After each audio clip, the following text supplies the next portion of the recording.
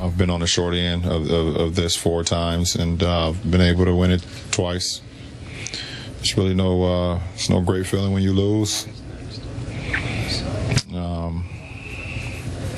One thing you can do is just try to pick yourself back up whenever that time may be, and then just go at it again.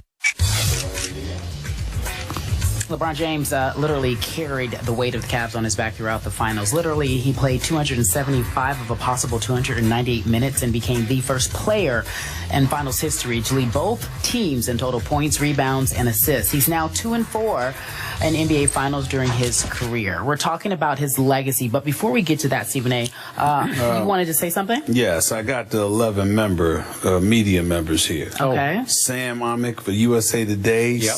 I'm sorry, not him, but Steve Ashburner for the NBA.com, Howard Beck for the Bleacher Report, Zach Lowe for Grantland, and Jeff Van Gundy, our very own Jeff Van Gundy for ABC TV. Mm-hmm. All 4 of those guys were the ones who voted for LeBron James. LeBron. Okay. Yes. Mark Stein's on that list. Mark Stein is on this list. Mm-hmm. Hubie Brown is on that list. Have no problem with either of those guys. Have no problem with anybody on the list. Okay, good. No. I'm just saying 4 guys for LeBron James, not one single person for Steph Curry. That's all I'm saying. I'm with you on that. All right. Do you want to get back to his legacy? Back to the question. All right. So the question is this: what does this loss do to or for LeBron's legacy? It greatly enhanced LeBron's legacy. In fact, Stephen A., I'm going to go this far. I think most people will not accept or even sort of acknowledge that LeBron James is 2-4 now in the NBA Finals. They will say he's 2-2 because they will not count the first one with Cleveland and this one with Cleveland. And I'll remind you, the first one with Cleveland was against my San Antonio Spurs, and I continue to hear, well, LeBron had no shot against my big 3, Duncan, Parker, and Ginobili, in their primes. And yet all I heard about that team was how overrated it was. I fought on First Take all that year about, they're overrated, they'll fail in the playoffs. And I must tell you, rooting for my Spurs and against LeBron James, who was just man among boys for a while. That was the year he destroyed Detroit, remember, with the 48 points? I thought he would at least win 1 game in that finals, and he got swept. They were all close games, but he didn't win a single game. So there's a fly in my I noticed him. He's right there. He's right there just hanging out. He wants to get to your notes. He's taking issue with me. Yeah, he doesn't like what you're saying about LeBron. Yeah. Okay. Okay, so now we bookend with the other Cleveland one, and obviously, do I have to say it again? Yeah. There's no Kyrie and there's no love. Right. So there's nothing but love for LeBron losing this finals 4-2. So I look back now, and there was that one disaster for LeBron his first year in Miami. Don't want to dwell on it, but a complete meltdown. Chosen one turns into frozen one. We know all about that one. Bounces back next year, played big against that young Thunder team. You and I were there, Stephen A. Smith. Did get a whole lot of help in that series, obviously, from a Mike Miller and a Battier and Chalmers. They all had big games in that series, so he got the help that he didn't get in this series from his supporting cast. Is that fair to say? Okay. But I thought LeBron played huge in that series. Next one against my Spurs, 2013, Game 6, down the stretch, LeBron James came completely apart, had 3 turnovers in the final minute, missed the tying 3. We know what happened. Long rebound. Chris Bosh kicks it to Ray Allen in the corner. Boom. And that was the end of my Spurs as we knew and loved them, because they came out deflated and flat in Game 7. And I got to give LeBron the highest. That's the greatest game I've ever seen LeBron play, was that Game 7 against that Spurs team.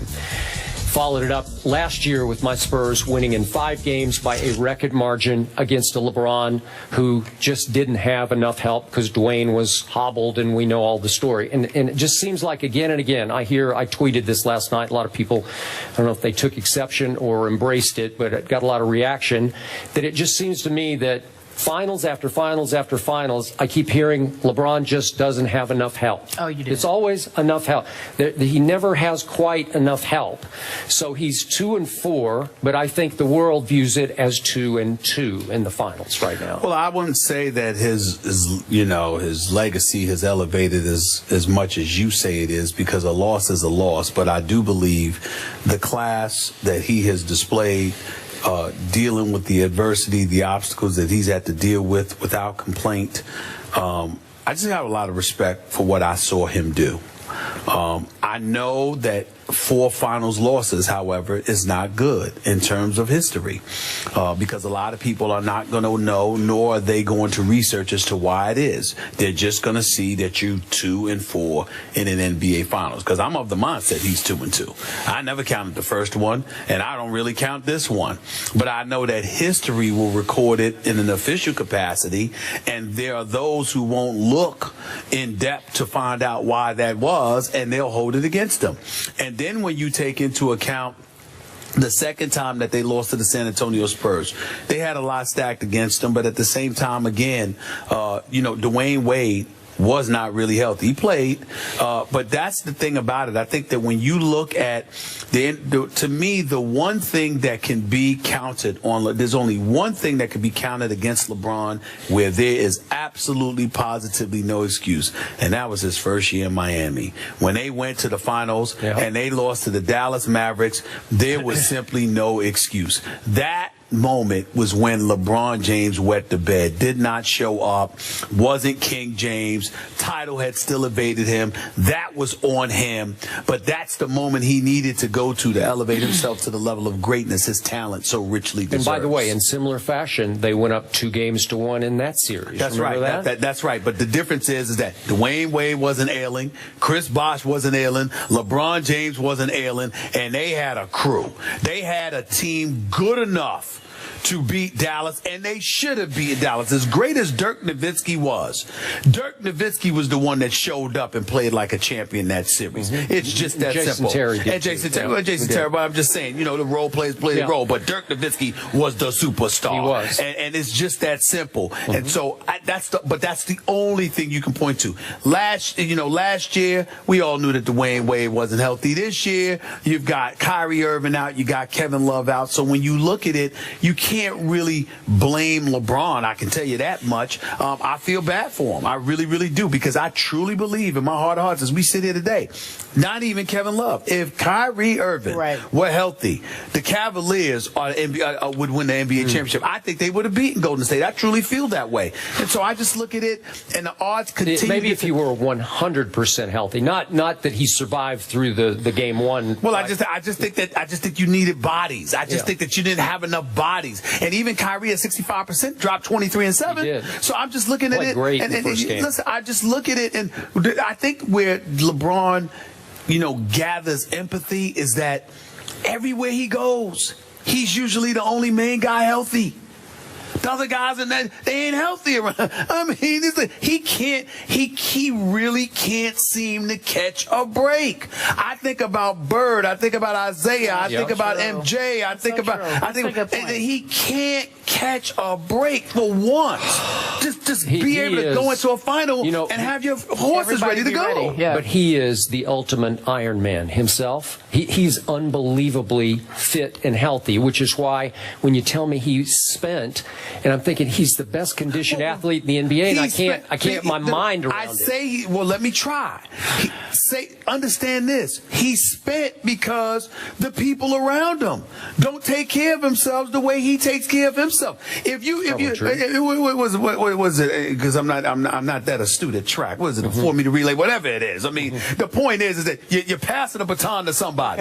You ain't running around by yourself. It's somebody got to run for you. And if somebody that's anchoring stuff for you, can't finish the job, or somebody that goes before you puts you at too much of a deficit, then you as a team don't win. LeBron continuously has the odds stacked against him because for some reason he's not just an Iron Man. This dude takes care of himself, and I think he does it a hell of a lot better than the guys he plays with historically, and that's a big problem. Okay, so bottom line, for those who dare to bring up the Jordan-LeBron comparison, it isn't.